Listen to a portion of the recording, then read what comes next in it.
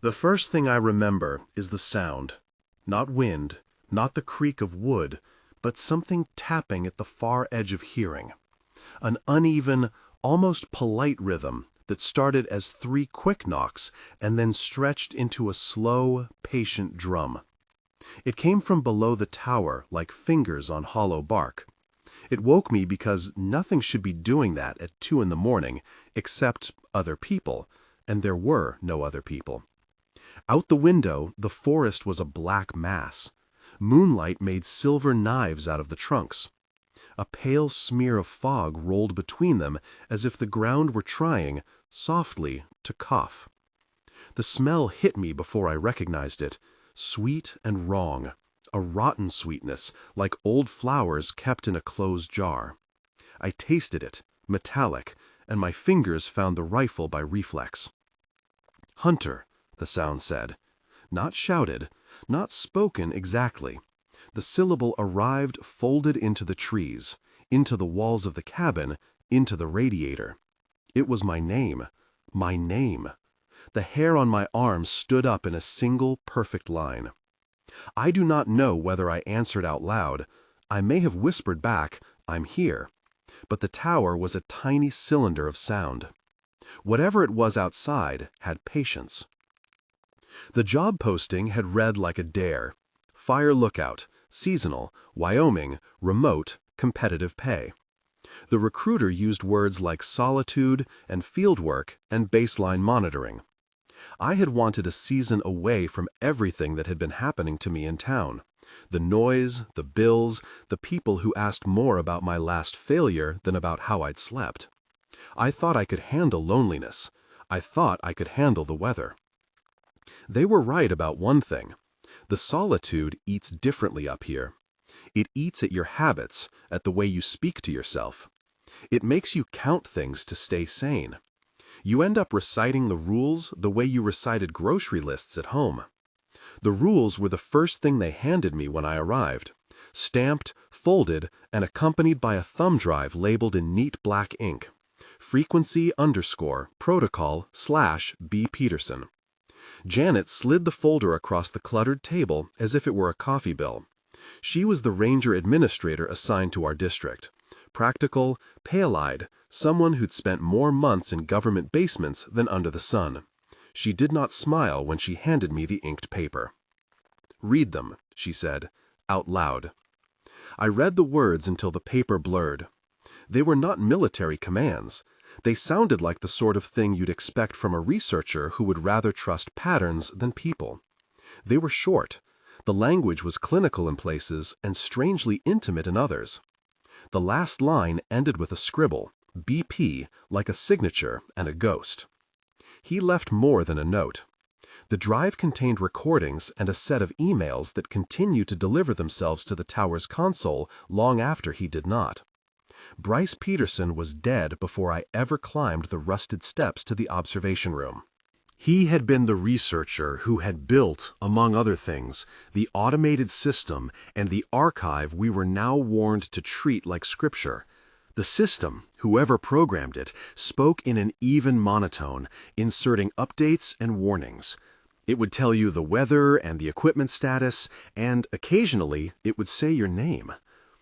On the first slow daylight after arrival, Terry Santiago came up the access road in a pickup loaded with traps and coffee. Terry is a man the forest broke and kept. He moves like someone who has watched the eyes of 1,000 deer and has learned to use his hands so they do not tremble. He smelled of cigarettes and old sweat. He had been the one who found Stanley. "Stanley?" I asked. Terry made a face like he had been tasting something bitter. "Last lookout," he said. "Worked 2 seasons. Wasn't right when they found him. Gone in the night, half his gear gone. Agency closed it quick. Derek signed it, and they put a nice little headstone up. Didn't tell the press.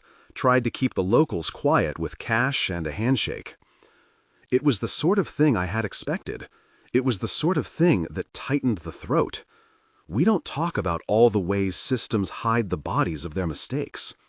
The tower was a thin rectangle of safety, wood and glass, and a radio that sometimes sings back in static. It was supposed to be simple. Bryce Peterson's emails were not simple. They arrived like weather, regular, clinical, then personal, and finally panicked. I read them as if they were patient charts for something that had learned to hide. He wrote about project frequency in a tone that never admitted fear, but left the reader shivering between the lines. Project Frequency was a government-funded research program. It had started as ecology, moved into signal analysis, and somewhere along the way bent toward a theory that life responds to energy in more complex ways than we assumed. They were measuring anomalies, brief spikes in electromagnetic noise tied to animal behavior, to subtle changes in vegetation, to local weather. Bryce had been one of the people trying to map a curve that did not want to be mapped. From the drive came the 7 rules. They were framed as survival protocols, each explained in a paragraph and justified with data graphs that, to me, looked like handwriting from a person trying to hold a collapsing mind together.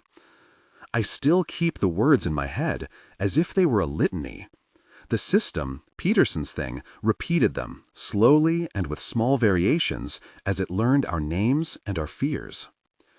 Rule 1. Do not go outside after dark. The nights are not for you. Rule 2. Do not answer voices calling from the trees. Rule 3. Do not shine extra light outside the tower. Lights feed them. Rule 4. Do not look directly at any bright points framed by antlered silhouettes. Rule 5. Maintain base electromagnetic output. Do not amplify unless you have the authorization protocol. Rule 6. Count. Repetition establishes predictability. Rule 7. If containment fails, use the emergency pulse. It is single use. It will change the behavior of the phenomena. It is a last resort. They sound simple and ridiculous when you read them on paper. When you live them, they become commandments. On my 3rd day, the forest taught me what they meant. You can prepare for weather, pack wool, read maps, repair a leaky roof, but you cannot prime your body for the wrongness of a smell that moves like a tide. That first night with the tapping, I sat in the observation room and watched the sensors kick. The monitoring stations, rows of old analog meters and a newer bank of feeds, chattered like a beehive. The automated system, which we called Peterson's voice because it only ever signed with that name, pinged with a status, and then a line that made my heart trip. Automated. Occupancy confirmed. Hunter. A. Protocol. Read. Rules. Update. Night watch active. Do not respond to voices. Maintain count. I was not alone in being unnerved by the voice. Janet used it like a leash for both of us. She told me it was official. She told me Peterson had authority because he had been the first to map the reactions. She told me we should respect a dead man's bureaucracy. Terry, when he came back after 2 nights away, rubbed his forearm and said, "Don't talk to it like it's a praying thing. Treat it like a machine with bad manners." Terry believed in tangible things, tracks, droppings, damaged nests. He wanted to go out with a trap and record. He wanted to prove something. There were other warnings too, factual notes filed in the drive. 6 deaths in 30 years in the district attributed to unknown causes or misadventure. A short report on Stanley, a blurred photograph of his last campfire taken from the angle of a tower camera. An audio clip where someone wept quietly, then the sound of a boot falling from a porch. We set up the monitoring array the way Peterson had illustrated, basic, redundant, defensive. The sensors went on their mounts like little sentries. We taped the motion sensors so they did not flip false positives when raccoons nosed under the eaves. Terry taught me to listen for the pattern, scratches that weren't random, rhythms in the underbrush like someone brushing fingers down a piano. By day, we tried to be professionals. Janet taught me to fill out forms with the same neutral tone you use to write about storms. We had radios that ran on channels the agency reserved. We filed incident reports that were 7 pages and dull as wallpaper. The researchers, Dr. Chen, Dr. Webb, Dr. Rodriguez, came and went during the week. They were young, polite, and quick to smile when I asked questions about their working theories. They were people who knew equations better than they knew fear. They took soil samples, scanned trees with handheld EM meters, argued about adaptive resonance. They called our attention to plant clusters that bent away from the tower as if embarrassed. At night, the rules mattered. The first night, I broke one without meaning to. I went outside for 10 seconds to put a sack of trash into a metal container away from the door because the smell inside the cabin was rank and I couldn't bear it. I did not bring a flashlight. I thought the brief exposure would be fine.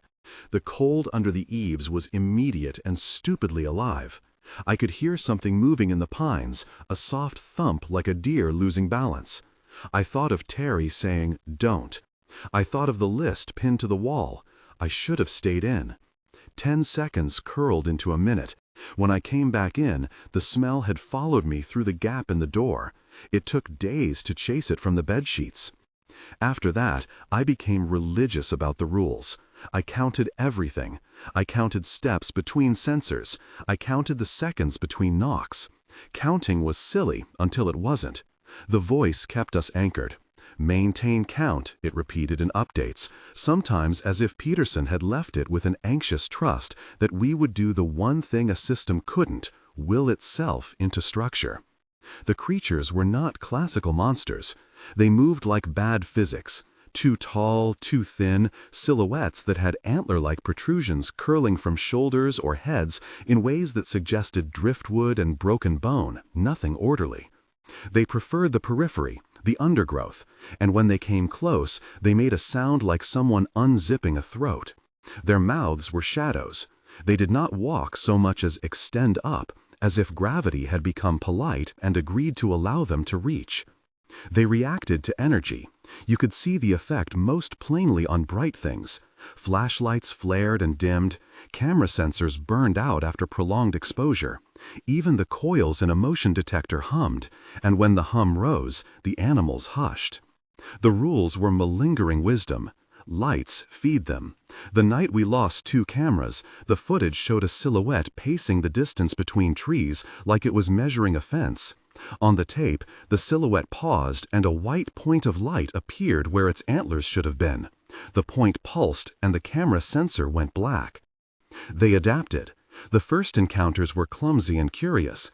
They'd peel back the forest and peer at us, the way light peels paint. Later, they learned to be strategic. They learned to stand where the trees thinned and let the moonlight shape them into antlers. They learned to mimic a voice to a tone that tugged at me, at my memory of home, at the names I used in letters. A voice that called me by an old knot in my past, and I felt the trap set in the ribs. When we heard that voice, the rule about not answering sounded less like policy and more like a talisman.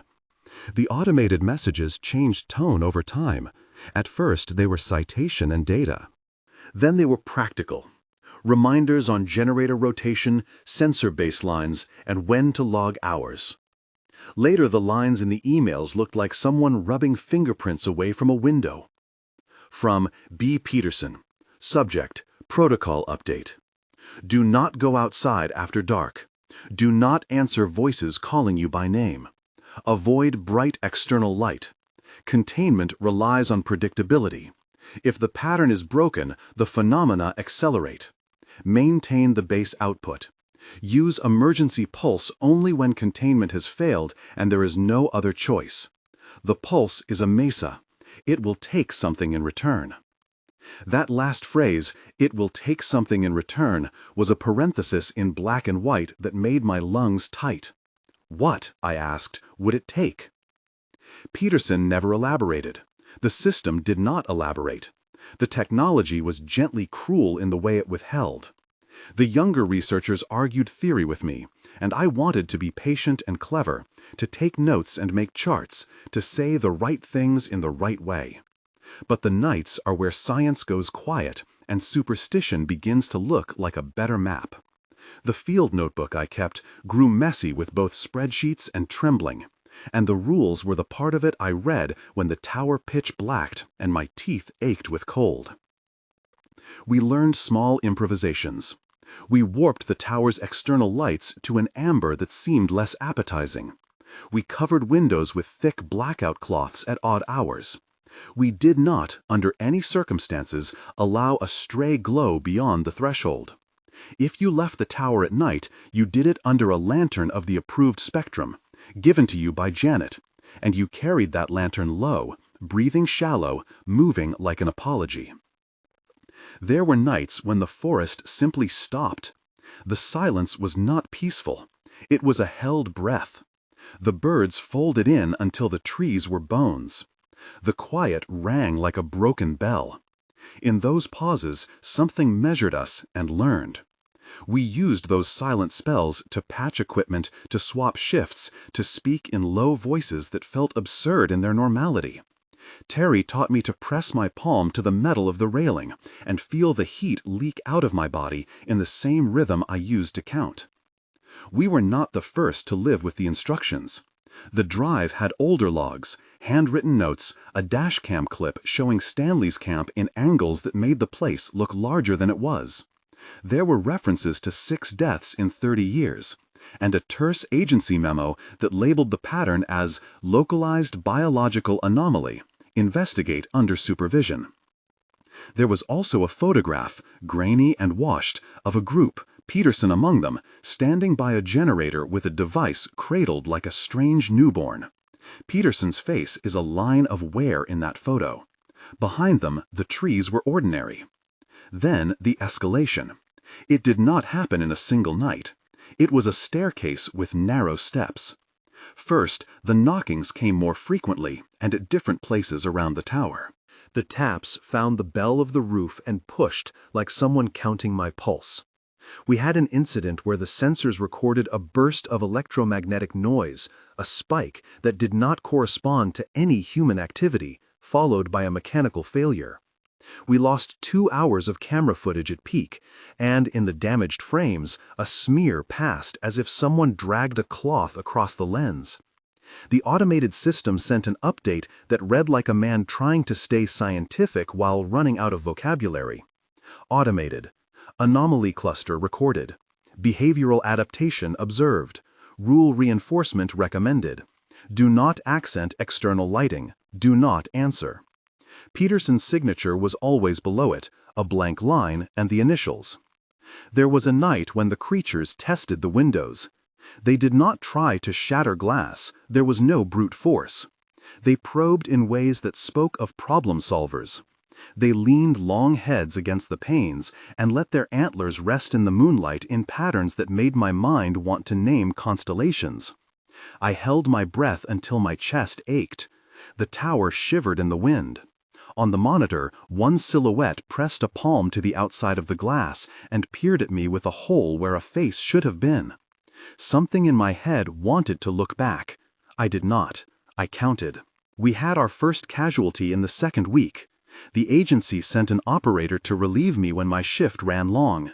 She came up the road at dusk, a driver off a rescue crew, a woman who'd done forest work before. And she left a day later with eyes the same gray as the fog. She had insisted on staying a few minutes longer to smoke a cigarette near the door. She stepped outside and smoked as if it were the most reasonable thing in the world. The cigarette went out and she did not come back. We found her pack on the path, the map folded beside it, and there were signs of disturbed brush, but no definitive trail. The voice logged the incident like a ledger entry. Janet's face went a little older. "We can't keep explaining to the families it's a bear," she said once, staring at the empty chair where the operator used to sit. "We tell them misadventure, we hand a file. That's what they expect." The agency's hands were long and unseen. They came with forms and cheery semantics about risk assessment, with permissions to keep the site active and data flowing. They were good at keeping things quiet. Their letters always used the phrase localized phenomena. That language has a way of shrinking a monster into a sentence. When the creatures advanced beyond curiosity, they displayed a new behavior that made us feel like prey being observed by a surgeon. They began to manipulate the tower's defenses, to learn the dependencies between light and sound and energy. A camera would blink, and where it had blinked, a contour would stand and sway like a lighthouse. A motion detector would go silent, and the underbrush would rustle in a pattern of coordinated knocks. The voice logged the incident like a ledger entry. Janet's face went a little older. "We can't keep explaining to the families it's a bear," she said once, staring at the empty chair where the operator used to sit. "We tell them misadventure, we hand a file. That's what they expect." The agency's hands were long and unseen. They came with forms and cheery semantics about risk assessment, with permissions to keep the site active and data flowing. They were good at keeping things quiet. Their letters always used the phrase localized phenomena. That language has a way of shrinking a monster into a monster. When the creatures advanced beyond curiosity, they displayed a new behavior that made us feel like prey being observed by a surgeon. They began to manipulate the tower's defenses, to learn the dependencies between light and sound and energy. A camera would blink, and where it had blinked, a contour would stand and sway like a lighthouse. A motion detector would go silent, and the underbrush would rustle in a pattern of coordinated knocks. Once, the bank of small sensors mounted on the outer rail all began to emit a low hum that matched the noise of the animal's footfalls. The hum is an uncanny thing. It makes your teeth ache. That night, the voice sent a message that changed everything. Automated. Containment breached. Multiple external signatures within 90 meters. Emergency protocol recommended. If permitted, deploy emergency pulse. Warning, single-use device. Expect collateral biophysical response. Recommendation, evacuate non-essential personnel. There is a clarity to such notices. They are elegant as guillotines. We convened on the map in the soft lamplight and argued like people making peace with the inevitable. Terry's hands trembled when he leaned on the table. He wanted to stay. He said staying meant control. Janet said staying meant headlines and questions. I said something like, "I'm not running." The truth is, I did not know which of us needed to leave more, the town or the tower.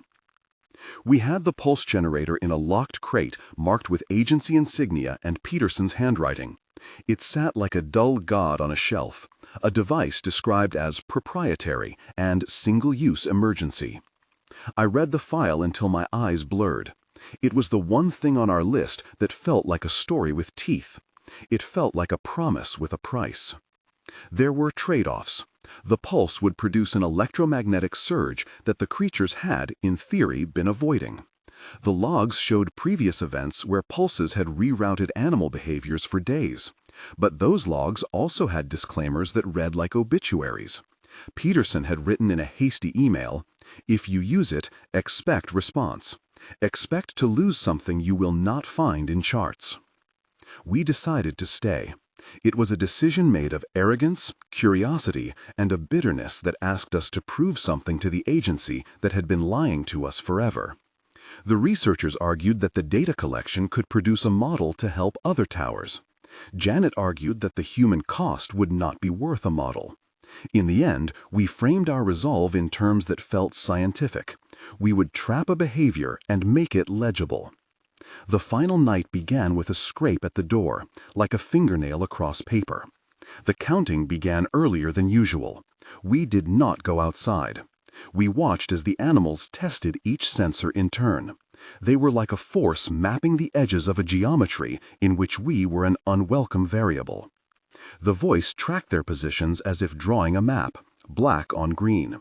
At one point, the automated system recorded a pattern cross-correlation between our own radio emissions and the positions of the creatures, and the correlation read like a betrayal. They came to the windows appropriately, in pairs, in silent pageantry. They learned to stand where the moon carved pillars. They lined the line of sight like mourners. I watched a silhouette raise an antlered limb and point at a patch of light. The antler glittered. For a moment, it looked like an obscene crown. We began to get calls from the base camp below. Static, then a voice that sounded like the one that said my name. Peterson's voice pinged us with advisories. At 0212, it sent a terse message: "Prepare for breach." If breach occurs, deploy pulse. It made me think of a doctor with a scalpel nodding at a wound. We fought like people who are suddenly both captors and hostages. We reinforced the shutters, we closed the vents, we fed the generator with every legal and approved measure. The creatures did not break the glass. They found our weaknesses. They worked the seams and the joints. They did not try to kill us in the way predators kill. Their intent felt reproductive or curatorial, as if they wanted something from our machines more than our flesh. They wanted the hum. They wanted the shape of our lights. They wanted the energy. At around 300, a steady knock turned into a thundering percussion. The tower shuddered. I could hear something try to climb the external ladder. It was not heavy, it was patient. The voice sent a message: do not look at the bright points. It is subtle, the warning. It implies a trap in perception. The animal's antlers framed points of brightness in such a way that when your eyes caught them, your mind tried to reconcile something it could not, and the reconciliation bent toward panic. Terry moved to the crate. He had a face like a man suddenly very awake. "We do this once," he said. "We send a pulse and then get out." Janet's hands were fast. She ran the override code in a way that made it clear she had practiced the keystrokes in sleep. Her voice did not shake when she said, "Once it goes off, we lose telemetry for an undetermined period. You understand that, right?" I did. I understood better than anyone. We had all read the entries where a pulse had reconfigured an area for weeks. We had read accounts with missing persons and uncertain borders. We had read the line that Peterson had circled: the pulse will return behavior to baseline at a cost. We opened the crate. Inside lay the device. Nothing cinematic, no obvious theater. A sealed cylinder with a soft blue indicator and a tag that read, "Emergency Pulse, authorized by Project Frequency." It looked pathetic and final. It looked like the only thing between order and misdirection. We triggered it in the monitoring room. We did not do it from outside or with hubris. Janet put her palm on the activation plate and pushed like someone stepping off a curb. The device hummed like an animal waking. Sensors spiked. The air tasted like a coin. For a moment, the forest sang, a high tone that made the hair at the back of my neck stand straight. The monitoring meters jumped into colors I had never seen in that room. Then, the movement changed. Outside, the silhouettes recoiled in a way that suggested pain and delight at once. Their positions became a choreography of flight toward sound and then away. The hum shifted. A bright, pulsing wash flowed out from the tower in a widening ring. The animals did not die. They wrapped themselves around trees and held on, antlers locking into bark, and then they seemed to feed on the residual shimmer like moths on a porch light. For a hair, it felt like we had saved ourselves. The tapping at the door stopped. The silence that came after was large enough to hold us. But the pulse had consequences. The tower's instruments registered a change in biological signals in the stand of trees upwind. Plant conductivity altered in ways that made the younger researchers gasp. The voice sent a status update with the economy of someone giving bad news. Pulse deployed. Containment improved. Collateral, localized biophysical reconfiguration registered. Further data required. What we did not realize immediately was that the pulse rearranged attention. I woke at an hour I could not fit on the clock, with a feeling like nausea and a new kind of hunger. The researchers moved away from their instruments and clasped their mouths. Terry had a cut on his hand that smelled of something like rust and flowers. Janet went quiet and rubbed her eyes until they shone. For days afterward, the forest tasted differently. We left at dawn. The helicopter came with agency men who wore friendly faces like veils. They said words that were meant to feel like reassurance: containment, monitoring, shutdown. They loaded our gear into crates and spoke of sealed archives and controlled dissemination. They did not ask detailed questions about the smell. They did not ask what we had used the pulse for, only whether we had authorized it. In the cargo hold, flanked by men in uniforms with polite eyes, I felt the tower slip from me like a limb. The pilot radioed in as the rotors beat the air into a wash. Below, the forest seemed to recoil from our departure. The animals, if that is what they were, stood like statues, antlers lifted, as if watching. When we lifted, a few of them moved into the cut where road should be. They passed like sentries at the edge of our vision. It felt like being followed by attention. Back at base, the agency issued a short statement that used the phrase "operational pause" and advised that data collection would continue in a controlled fashion. They sent us home with payments and with forms to sign that absolved them of liability. Terry refused a long-term contract. Janet accepted a desk assignment that would keep her under fluorescent lights and away from open air. The researchers were reassigned to other projects with the bland ledgers of careers. The automated system did not die with the tower. It sent one last email to the unit distribution list. The message was brief, almost like a letter that had been given its final dignity. From B. Peterson, Automated. Subject: Final. Data integrity and projection. Containment achieved via pulse. Collateral biophysical responses recorded and archived. Evacuation executed as per emergency protocol. 6 fatalities in 30 years recorded within project frequency boundary and registered in central log. Data collected indicates a measurable reduction in anomalous interaction frequency within immediate perimeter. Projection: phenomena will approach dissipation curve over months within localized area. Recommend continual remote monitoring. Note: the pulse is single use. Recommendation: ethical review. Closing remark: I built this to understand, not to perfect. Beware the institutional appetite for proof. The email ended with a signature, B. Peterson, and then, beneath, a line of code that looked like a footnote: do not feed.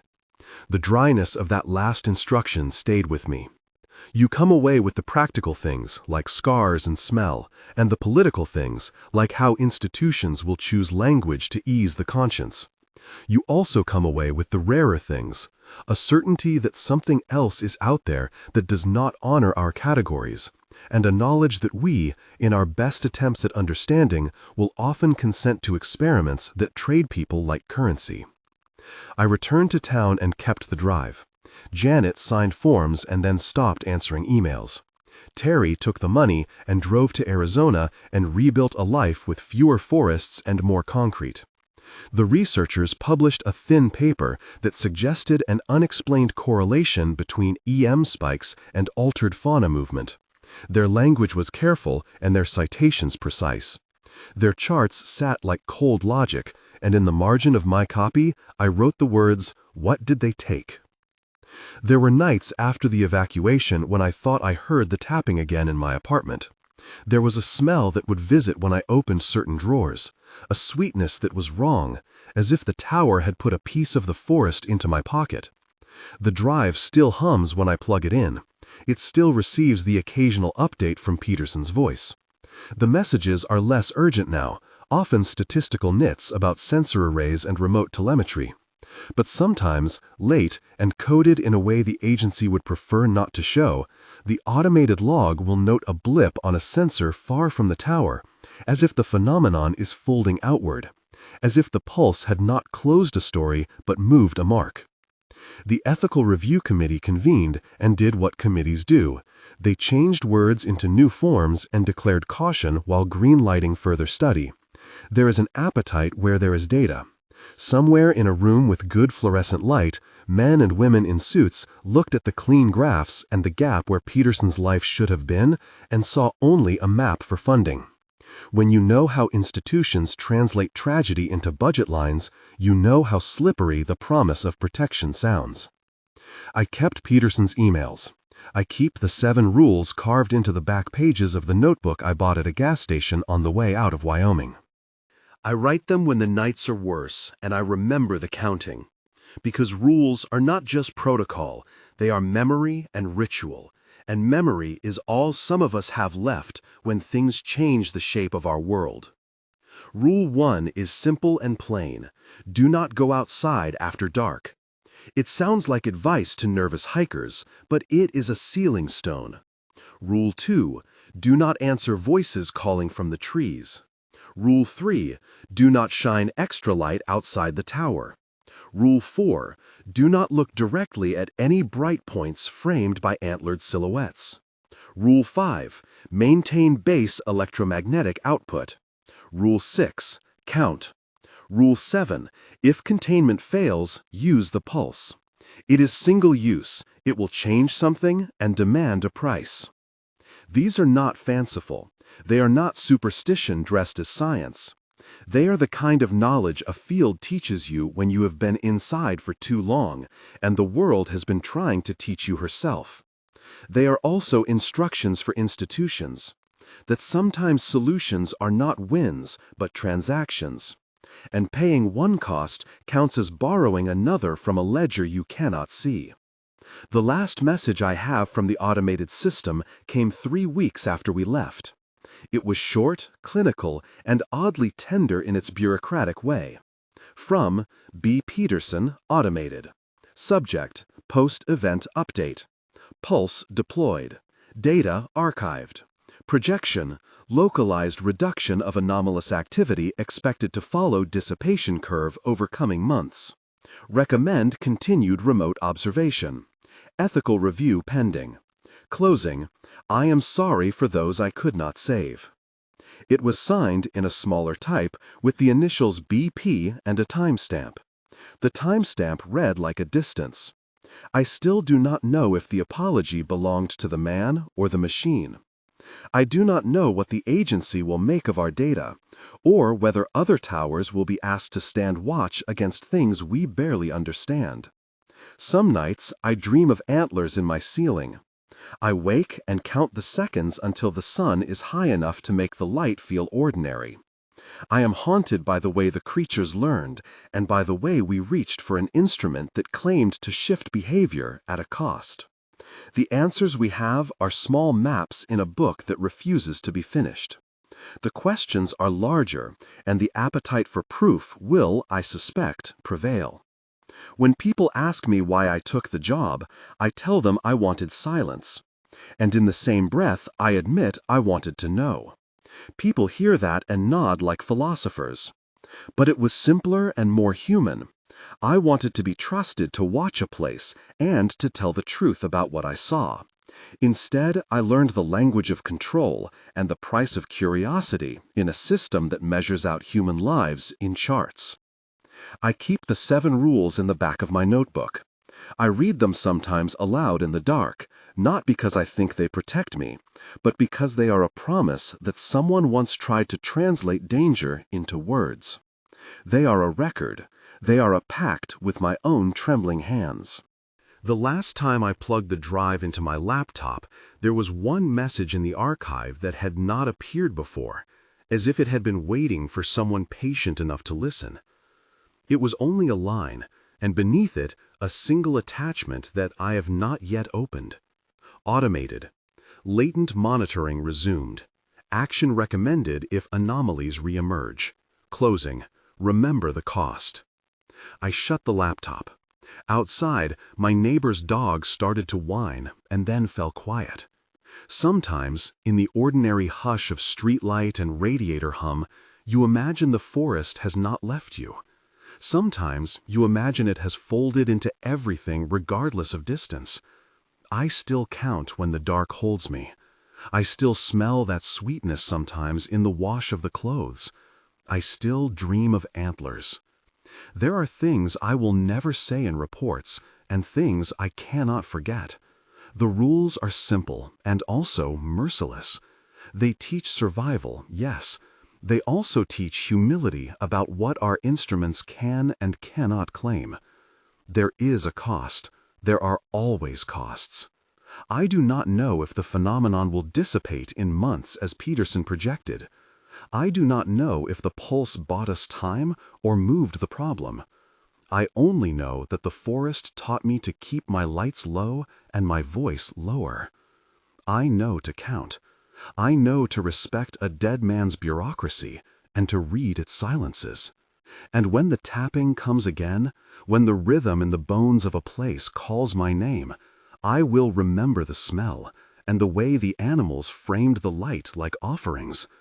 I will remember the 7 rules, the pulse, and the hollow charity of institutional promises.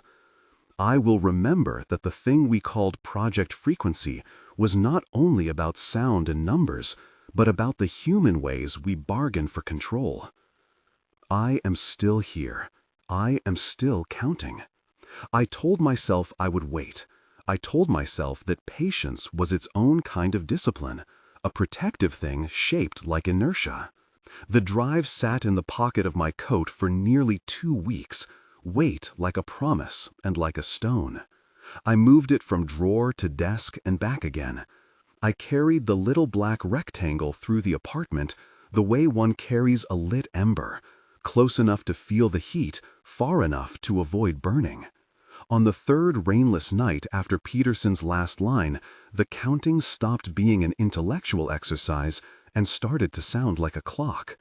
I made tea until the kitchen tasted of tannin and thyme, set the laptop where the lamplight was steady, and plugged the drive in. The machine recognized it without ceremony. 1 file, 1 name, final_log.bin. No timestamp I could trust, no human name attached. A line of metadata, source, internal_feed, author, BP, automated. Opening felt like opening a door I had once locked from the inside. If there is a language for dread, it is the quiet way your body decides to perform simple tasks. Click, unmute, open. The file resolved into 2 things, a low-resolution video and an audio file. The video was grainy. It looked as if the camera had been fixed to a bracket in an access corridor, pointing toward the inner door that led down to the sensor vault. There were no faces I could recognize, just shoulders, thick coats, hands moving with the tidy anxiety of people who know procedure and have only hours left to follow it. Then Peterson's voice came through the laptop, not the clipped, neutral service tone I'd read in his headers, but a thinner thing, raw, threaded now with a human cadence I had not expected. "If you're hearing this," he said, and the algorithmic timbre tried to smooth the syllables into something near apology, "we did what we thought mattered. Remember the cost." There was a pause. Someone off-camera murmured, names, a fragment of a joke meant to ease the edges. A beeping rose and fell like a small animal's breath. The camera jerked toward a shadow by the vault door. For one terrible second, in the static, I thought I saw antlers, just the impression of them, like a negative of light. The video stuttered. The audio folded into low-frequency noise that made the room in my apartment feel as if it had acquired an extra wall. When the noise cleared, the voice was smaller. "Do not offer them anything you cannot repay," Peterson said. The sentence felt rehearsed, as if he had placed it there for whoever would listen when he was gone. The corridor lights flickered. Someone counted softly. 1, 2, 3. Then the numbers accelerated until they were indistinguishable from the hum. The final frame was of the vault doorway swinging open, and then the file ended. I replayed the clip. I scrubbed the waveform until the hum showed itself in dense bands, and then I zoomed further and found beneath the bands an undercurrent, tapping. Regular, patient tapping like knuckles on wet wood. The tapping did not belong to any human rhythm I knew. It was older than counting. It was the sound of a conversation in a language I had not learned. The audio file that followed was shorter and worse. It began with Peterson's prompt headers, time, 0312, then a breath, then a voice that might have been his, might have been the algorithm attempting intimacy. "They learn from offers," it said, "from the shape of your fear, from the way you bargain. If you choose to listen, choose what you supply." A click, a tone that made the lamp buzz. And then, faint and impossibly distant, the sound that chased me awake for weeks. Antler on glass, the scrape of something testing the boundary. The recording didn't pretend to translate it. It only let it be. It closed with the same line I had already read in my inbox. Remember the cost. I sat with the headphones balanced on my neck until the tea went cold. The dog next door began to whine again, and then fell into a heavier silence. Outside, a truck idled for a moment and then moved on, the world pretending its ordinary motions could outpace the residue of the tower. There are practical things one must do after hearing a voice that warns. First, you catalog your own fear. Then, you decide whether to let it guide you or to obey the compulsion to act. I told myself I would send the file to someone at the agency, anonymously, obliquely. I wrote a draft email and deleted it. I thought of the reports we had filed, the spreadsheets that measured cost and outcome in columns. I thought of the 7 rules in my notebook, ink smudged from nights of counting, and of the way each rule had functioned less as a safeguard than as a ledger. Instead of sending the file, I printed a single page, the still from the video, the vault doorway dark and slightly ajar, the grain like a skin. I pinned it to the kitchen corkboard with a thumbtack and sat across from it until my eyes gave me something like permission. Permission is a strange currency. It buys action and it buys regret. I did not sleep that night. Before dawn, I packed the drive into my bag, the printed frame folded like a bookmark. I left a note on the counter in case someone came by, just in case the neighbor with the odd laugh looked in. "I'll be back. Don't open the door for anyone." It was a vain thing to write. The person most likely to knock would not answer to a note. The drive was small and cold in my pocket as I walked toward the old service road. The sky was the color of unread pages. In the pale hours, the town's lights looked like tiny questions. I retraced steps I had taken many times, across the bridge, past the bend where the elms opened to the field where the tower used to cast a watchful shadow. There were no barricades now, only a sign weathered and half-tilted that read "Site Decommissioned" in small bureaucratic letters.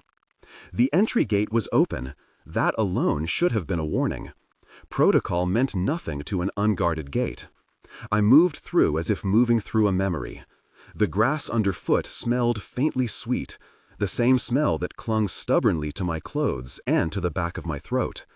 And for a moment, the world felt as if it had been draped over the same frame that hung on my corkboard. At the base of the tower, the metallic scent of old circuits and earth mixed together. The access door was closed, not locked. The pad where fingerprints had once glinted in ghostly prints looked like frost. I rested my palm on the metal, felt its temperature, and thought of Peterson's apology printed in the small type at the bottom of the last automated message. "I am sorry for those I could not save." I do not know what I expected to find, an explanation at least, or a sign that human decisions had been enough, but what waited inside the vault was quieter than any explanation. Rows of sensors, some charred, some humming with the faintest life.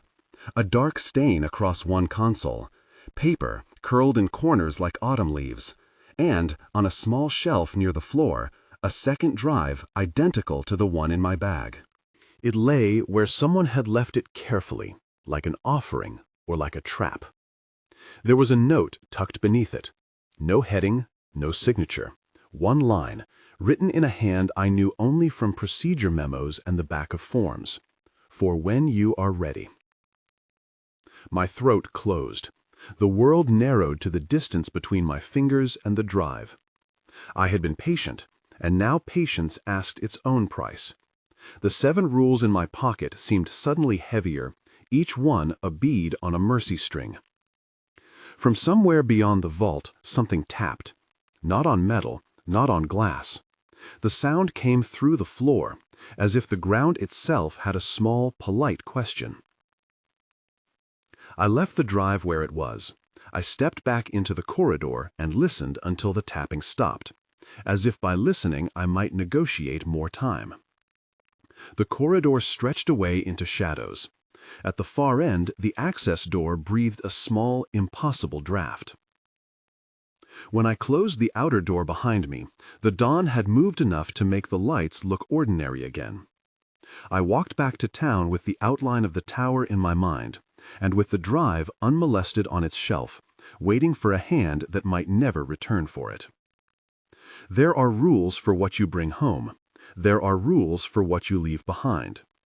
The seventh rule in my notebook, scratched and underlined by a hand that knew how lists become liturgies, simply read, "Count what remains." After I had a cup of coffee and the town had fully woken, I called someone I had trusted once, Lena Martins, who had worked nights on data reconciliation and who still answered my calls more often than she should have. Her voice on the other end was careful but awake. "You didn't go back," she said.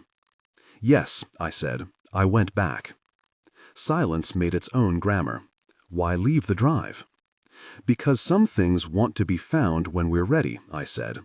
My voice sounded like someone reading a scripture out loud for the first time. "Or because they want to be left," she offered. We talked in a language older than protocols, about containment, about the ethics of erasure, about whether the pulse had been a true seal or merely a shove. She told me the agency had closed the case file and reassigned personnel. She said they had an opinion now on what constituted acceptable loss. Her words were balm and blade in the same sentence. I told her about the note, "For when you are ready." She didn't laugh. She didn't scoff. She said only, "Be careful who you ask to be ready with you." After we hung up, I went to the corkboard and circled the printed image with a pen until the ink dented the paper. Counting remained. The dog barked somewhere down the street, a small authority. The sky was ordinary, except for the way it held light differently now, as if the day had been measured in a new unit. I could return to the vault. I could pry the second drive from its shelf and carry it home like an accusation. I could forward the files to people who would argue in rooms with too much air and too many names. Or I could leave things where they waited and let inertia do its quiet work. At noon, the automated system sent another short message. No punctuation, no apology, only instruction and the faint echo of a grief it had learned to mimic. Latent monitoring resumed. Action recommended if anomalies reemerge. Closing, remember the cost. I set the laptop aside and walked to the window. The street below unfurled with small decisions. A woman pushing a stroller, a man on a bicycle, the shadow of a hawk crossing the sun. The world kept making itself despite the ledger. I kept counting despite myself. On the way back from the window, I found that the corkboard pin had come loose. The printed still hung at a slant. I straightened it and, without thinking, touched the corner where the grain of the image was darkest.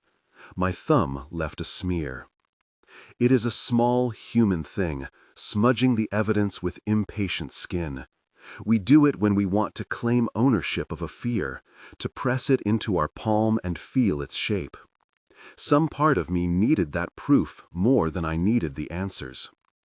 That night, before going to bed, I unlocked the drawer where I kept the 7 rules and read them out loud again, 1 through 7. The words felt like a prayer and like a contract. I folded the paper and slid it into my shirt pocket, pressing it against my chest the way one presses a locket. At 2:07 a.m., there was a soft, deliberate knocking at my door. I did not count first. I went to the door, and in the thin light, I saw a shadow that was not quite a person. The latch clicked when I opened it. No one stood on the threshold. Only a small envelope rested on the mat. My name was written on it in a hand I did not recognize. Inside, a single sheet of paper and, taped to it, a sliver of something that caught the light. The paper read 3 words in biro: "We kept a ledger." The sliver was metal, oxidized and curved like a small antler. It smelled faintly of the field. I folded the paper into the shape of a receipt and put it in my pocket with the other things that counted. Outside, somewhere distant, a rhythm began again, soft, patient, waiting. I went back inside and closed the door. I sat at the kitchen table and began to write down the hours, the noises, the shapes. Counting felt less like a ritual now and more like a methodical mapping. If there was a ledger, I thought, then perhaps my job was not to clear it, but to understand the entries. What was paid, what was borrowed, who kept the balance. There will be other messages. There will be other drives. The pulse may have bought time, as Peterson said, or moved the debt elsewhere. There will be choices. There will be rules. I set the lamp low and placed the drive back on the shelf where the second one waited in the vault. In the morning, I would call Lena and tell her about the envelope. I would make a plan or refuse to make one.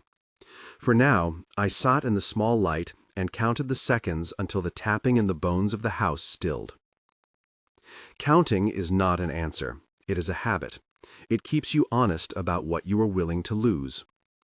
Outside, under the last thin hours, something tapped 3 times and then once more, an economy of sound that felt like a ledger closing for the night. I listened until the pattern dissolved into the ordinary noises of the town. Then I slept, shallow and watchful, the taste of the field in my mouth and the weight of the rules against my heart. The drives were far away and close as breath, and the final note of Peterson's apology looped at the edge of my hearing, like a bell rung to call a meeting I had not agreed to attend.